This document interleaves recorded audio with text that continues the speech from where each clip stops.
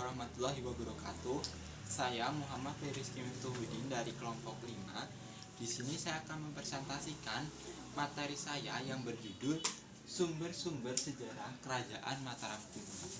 Kerajaan Mataram Kuno merupakan kerajaan yang bercorak agraris, di mana kerajaan ini berdiri sekitar abad ke-8 Masehi. Kerajaan Mataram Kuno terletak di Jawa Tengah, di mana dikelilingi oleh pegunungan maupun gunung seperti Gunung Merapi, Gunung Tangkupan Perahu, Gunung Sindoro, Gunung Sumbing, Gunung Lawu, dan Pegunungan Sewu. Kerajaan Mataram Kuno tercatat memiliki 3 wangsa atau dinasti yang menguasai kerajaan Mataram Kuno, yaitu Wangsa Sanjaya, Wangsa Sailendra, dan Wangsa Isana, di mana Wangsa Sanjaya merupakan penganut agama Hindu, sedangkan Wangsa Sailendra merupakan penganut agama Buddha, dan Wangsa Isana merupakan wangsa baru yang didirikan oleh Empu Sendok. Raja pertama dari kerajaan Mataram Kuno ialah Raja Sanjaya, kemudian wafat dan digantikan oleh Kian Panangkarana.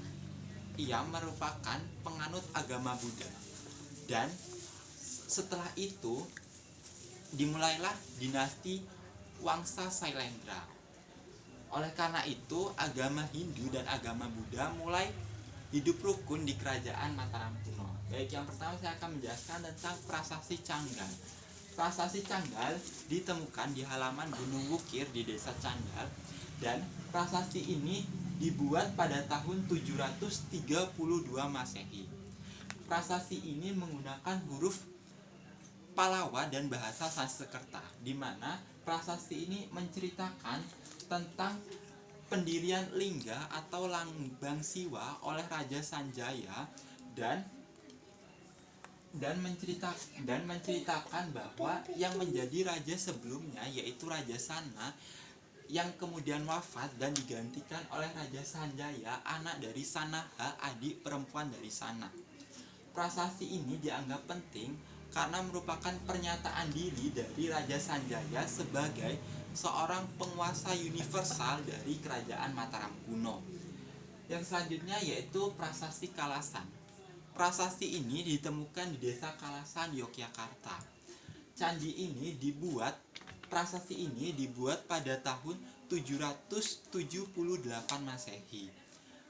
Prasasti ini menggunakan huruf Pranagari dan bahasa Sanskerta, di mana prasasti ini menceritakan tentang guru sang raja berhasil membujuk Maharaja Tejapura Panangkaranang untuk yang merupakan mustika keluarga Sailendra untuk membangun bangunan suci bagi Dewa Tara dan bagi biara para pendeta serta penghadiahan bagi desa Kalasan untuk para sanggaha atau para umat Buddha yang berada di kawasan tersebut. Yang selanjutnya yaitu Prasasti Mantiasi. Prasasti ini ditemukan di Kedu, Jawa Tengah dan dibuat pada tahun 907 Masehi. Prasasti ini menggunakan bahasa Jawa kuno dan menceritakan dan memuat daftar raja-raja Mataram Kuno pada masa sebelum masa pemerintahan Raja Balitung, di mana prasasti ini merupakan salah satu upaya melegitimasi Raja Balitung sebagai raja yang sah di kerajaan Mataram Kuno dan menyebutkan raja-raja sebelumnya berhak berdaulat atas wilayah dari kerajaan Mataram Kuno, dan juga menyatakan bahwa Desa Mantiasi sebagai desa perdikan atau daerah bebas pajak, dan menyatakan keberadaan Gunung Susundra dan Wukir Sumbing. Yang selanjutnya yaitu Prasasti Kelurak. Prasasti ini ditemukan di Desa Prambanan, dan candi ini dibuat sekitar tahun 782 Masehi. Prasasti ini menggunakan huruf Palawa dan bahasa Sanskerta, di mana prasasti ini menceritakan tentang pembuatan arca Manjusri oleh Raja Indra yang bergelar Sri Sanggramandanjaya. Yang selanjutnya yaitu Prasasti Wanua Tengah.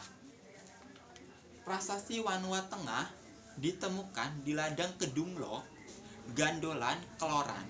Prasasti ini ditemukan pada bulan November 1983. Prasasti ini memuat daftar lengkap raja-raja kerajaan Mataram kuno dan sebelum masa pemerintahan Rake Watukara Dyah Balitung. Prasasti ini dianggap penting karena menyebutkan nama raja-raja Mataram kuno, sejumlah 12 nama raja Mataram kuno, dan dianggap untuk melengkapi dari pernyataan Prasasti Mantiasi, yang dimana Prasasti Mantiasi hanya menyebutkan 9 nama raja dari kerajaan Mataram kuno. Yang selanjutnya yaitu Prasasti Kayumwungan. Prasasti ini ditemukan di Dusun Karangtengah, Kabupaten Banjarnegara, Jawa Tengah.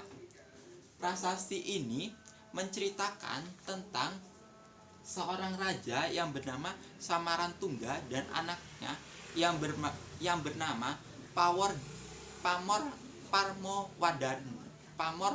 Parwowardani, di mana raja tersebut mendirikan sebuah bangunan suci yang dinamakan Wanewamuna, di mana Wanewamuna untuk menempatkan abu jenazah Raja Mega untuk Raja Indra. Yang dimaksud Raja Indra yaitu Raja Dharanindra, yaitu yang merupakan keluarga dari Sailendra. Yang selanjutnya yaitu untuk candi. Candi bagi kerajaan Mataram kuno terbagi atas Candi Mataram kuno yang beraliran agama Hindu dan Candi Mataram kuno yang beraliran agama Buddha. Untuk Candi Mataram Hindu, di sini saya mengambil 3 contoh Candi Mataram yang beraliran Hindu, yaitu Candi Bima, Candi Prambanan, dan Candi Gatotkaca. Baik, yang pertama saya akan membahas tentang Candi Bima. Candi Bima berada di Desa Dieng Kulon, di mana candi ini memiliki kemiripan arsitektur dengan candi-candi yang berada di negara India. Dalam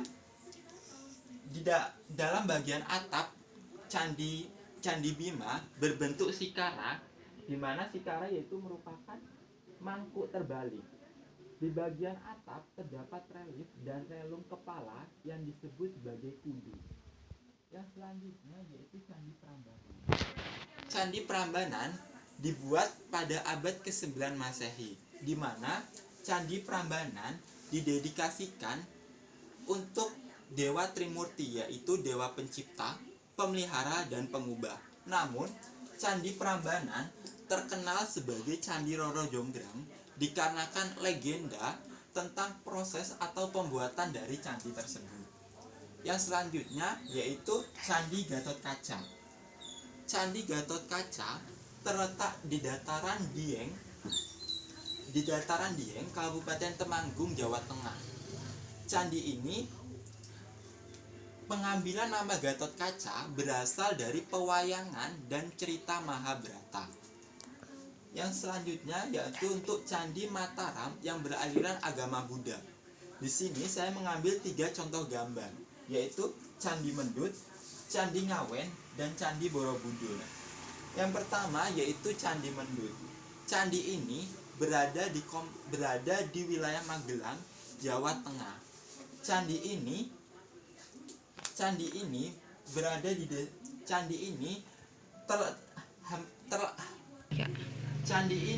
Mendut ini terletak di Magelang, Yogyakarta. Candi ini dibangun sejak Mataram kuno dipimpin oleh Raja Indra, dan candi ini berdekatan dengan Candi Borobudur karena jarak dari Candi Mendut dan Candi Borobudur hanya sekitar 3 hingga 5 km. Yang selanjutnya yaitu Candi Ngawen.